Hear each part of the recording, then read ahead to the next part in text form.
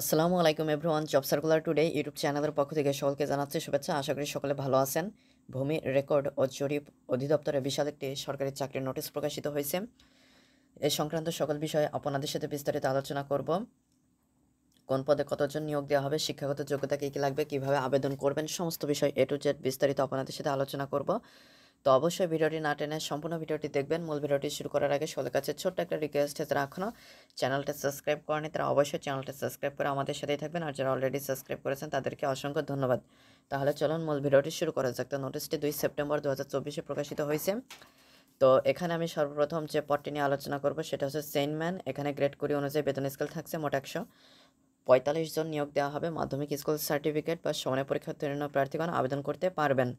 13 নম্বর হচ্ছে অফিস সহায়ক। এখানেও গ্রেড কুড়ি অনুযায়ী বেতন স্কেল থাকছে মোট 182 জন এখানে নিয়োগ দেওয়া হবে। স্বীকৃত বোর্ড হতে মাধ্যমিক স্কুল সার্টিফিকেট বা সমানের পরীক্ষা উত্তীর্ণ হলে আবেদন করতে পারবেন। 12 নম্বর হচ্ছে কপিস্ট কাম বেঞ্চ সহকারী। এখানে গ্রেড 16 অনুযায়ী বেতন স্কেল থাকছে মোট 480 জন এখানে নিয়োগ দেওয়া হবে।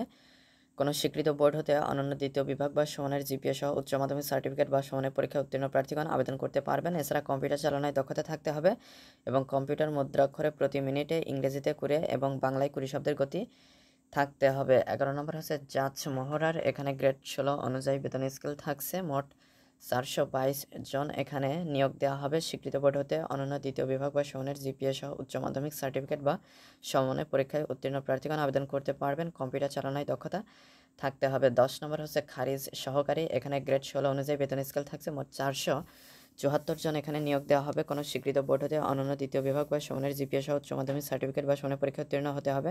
কম্পিউটার চালনায় দক্ষতা থাকতে হবে। কম্পিউটার মুদ্রাক্ষরে প্রতি মিনিটে ইংরেজিতে 20 এবং বাংলায় 20 শব্দের গতি থাকতে হবে। 9 নম্বর হচ্ছে রেকর্ড কিপার। এখানে গ্রেড 16 অনুযায়ী বেতন স্কেল থাকছে 291 জন এখানে নিয়োগ দেওয়া হবে। স্বীকৃত বোর্ড হতে অনন্য দ্বিতীয় বিভাগ বা সমানের জিপিএ সহ উচ্চ মাধ্যমিক সার্টিফিকেট বা সমানের পরীক্ষা উত্তীর্ণ প্রার্থীগণ আবেদন করতে পারবেন। কম্পিউটার চালনায় দক্ষতা থাকতে হবে। 8 নম্বর হচ্ছে পেশকার। এখানেও গ্রেড 16 অনুযায়ী বেতন স্কেল থাকছে মোট 378 জন এখানে নিয়োগ দেওয়া হবে। কোনো স্বীকৃত বোর্ড হতে অনন্য দ্বিতীয় বিভাগ বা সমানের জিপিএ সহ উচ্চ মাধ্যমিক সার্টিফিকেট বা সমানের পরীক্ষা উত্তীর্ণ হতে হবে। কম্পিউটার চালনায় দক্ষতা থাকতে হবে। কম্পিউটার মুদ্রাক্ষরে ইংরেজিতে 20 এবং বাংলায় 20 শব্দের গতি প্রতি মিনিটে থাকতে হবে। এরপরে আছে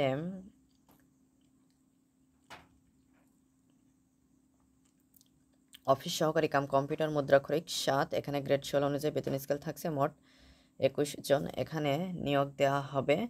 স্বীকৃত বোর্ড হতে অনন্য দ্বিতীয় বিভাগ বা সমানের জিপিএ সহ উচ্চ মাধ্যমিক সার্টিফিকেট বা সমানের পরীক্ষা উত্তীর্ণ হতে হবে। কম্পিউটার চালনায় দক্ষতা থাকতে হবে। কম্পিউটার মুদ্রাক্ষরে প্রতি মিনিটে ইংরেজিতে 20 এবং বাংলায় 20 শব্দের গতি থাকতে হবে। 6 নম্বর হচ্ছে নাজির কাম ক্যাশিয়ার। এখানে গ্রেড 16 অনুযায়ী বেতন স্কেল থাকছে মোট 17 জন এখানে নিয়োগ দেওয়া হবে। স্বীকৃত বোর্ড হতে অনন্য দ্বিতীয় বিভাগ বা সমানের জিপিএ উচ্চ মাধ্যমিক সার্টিফিকেট বা সমানের পরীক্ষা উত্তীর্ণ হতে হবে। কম্পিউটার চালনায় দক্ষতা থাকতে হবে এবং কম্পিউটার মুদ্রাক্ষরে প্রতি মিনিটে সর্বনিম্ন গতি ইংরেজিতে 20 এবং বাংলায় 20 শব্দের গতি থাকতে হবে। 5 নম্বর হচ্ছে ড্রাইভার। এখানে গ্রেড 15 অনুযায়ী বেতন স্কেল থাকছে 12 জন নিয়োগ দেওয়া হবে। স্বীকৃত বোর্ড হতে জুনিয়র স্কুল সার্টিফিকেট বা সমানের পরীক্ষায় উত্তীর্ণ হালকা বা ভারী ড্রাইভিং লাইসেন্স থাকতে হবে। 4 নম্বর হচ্ছে কম্পিউটার। এখানে গ্রেড 15 অনুযায়ী বেতন স্কেল থাকছে 8 জন নিয়োগ দেওয়া হবে। স্বীকৃত ইনস্টিটিউট বা প্রতিষ্ঠান হতে 4 বছর মেয়াদী ডিপ্লোমা ইন ইঞ্জিনিয়ারিং সার্ভিং টেকনোলজিতে উত্তীর্ণ হতে হবে। 3 নম্বর হচ্ছে ট্রাভার্স সার্ভেয়ার। এখানে গ্রেড 15 অনুযায়ী বেতন স্কেল থাকছে মোট 4 জন নিয়োগ দেওয়া হবে। স্বীকৃত ইনস্টিটিউট বা প্রতিষ্ঠান হতে 4 বছর মেয়াদী diploma in engineering serving technology উত্তীর্ণ হতে হবে। 2 নম্বর হচ্ছে সার্ভেয়ার। এখানে গ্রেড 14 অনুযায়ী বেতন স্কেল থাকছে মোট 85 জন নিয়োগ দেওয়া হবে। স্বীকৃত ইনস্টিটিউট বা প্রতিষ্ঠান হতে 4 বছর মেয়াদী diploma in engineering serving technologist হতে হবে। প্রথমটি হচ্ছে সার্টিফিকার কাম কম্পিউটার অপারেটর। এখানে গ্রেড 13 অনুযায়ী বেতন স্কেল থাকছে মোট 5 জন নিয়োগ দেওয়া হবে। স্বীকৃত বিশ্ববিদ্যালয় হতে অনন্য দ্বিতীয় শ্রেণী বা সমানের সিজিপিএ সহ স্নাতক বা সমানের ডিগ্রি কম্পিউটার চালনায় দক্ষতা থাকতে হবে এবং সার্টিফিকেটের প্রতি মিনিটে সর্বনিম্ন গতি ইংরেজিতে 80 এবং বাংলায় 50 এবং কম্পিউটার মুদ্রাক্ষরে প্রতি মিনিটে সর্বনিম্ন গতি ইংরেজিতে 30 এবং বাংলায় 25 শব্দের গতি থাকতে হবে। তো এটা একটা সংশোধিত নিয়োগ বিজ্ঞপ্তি। চলতি বছরের শুরুর দিকে এই নোটিশটি প্রকাশিত হয়েছিল। তো এখানে অনেকে আসলে আবেদন করছিলেন। তো 1, 5, 6, 7, 8, 9, 10, 11, 12, 13 এবং 14 ক্রমিকে বর্ণিত পদে যে সকল প্রার্থী পূর্বে আবেদন করছিলেন তাদের নতুন করে আর আবেদন করার প্রয়োজন নেই। তো আপনারা যারা আবেদন মিস করেছেন তারা এটা হচ্ছে গিয়ে 6/10/2024 অর্থাৎ চলতি এই মাসের 6 তারিখ থেকে আপনারা আবেদন শুরু করতে পারবেন। অনলাইনে আবেদন পূরণ এবং পরীক্ষার ফি জমাদানের এবং আপনাদের এই আবেদনটা 27/10/2024 বিকাল 5টা পর্যন্ত চলবে। উক্ত সময়সীমার মধ্যে ইউজার আইডি প্রাপ্ত প্রার্থীগণ অনলাইনে আবেদনপত্র সাবমিটের সময় থেকে পরবর্তী 72 ঘন্টার মধ্যে এসএমএসে পরীক্ষার ফি জমা দিতে পারবেন।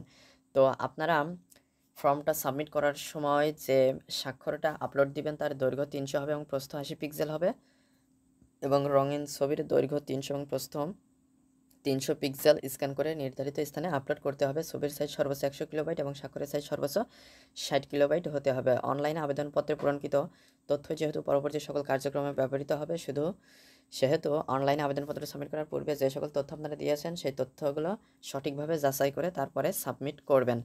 তো সাবমিট করার পরে আপনাদেরকে ইউজার আইডি দিয়ে দেওয়া হবে। তো এটা ব্যবহার করে আপনাদেরকে এসএমএস করার মাধ্যমে টাকা জমা দিতে হবে। প্রথম এসএমএস করার জন্য DLRS স্পেস দিয়ে ইউজার আইডি লিখে 16222 নম্বরে সেন্ড করে দেবেন। এরপরে রিপ্লাই আসবে একটা যে টাকা 223 অথবা যে পদটিতে আবেদন করছেন সেই পদ অনুযায়ী টাকা চার্জ করবে।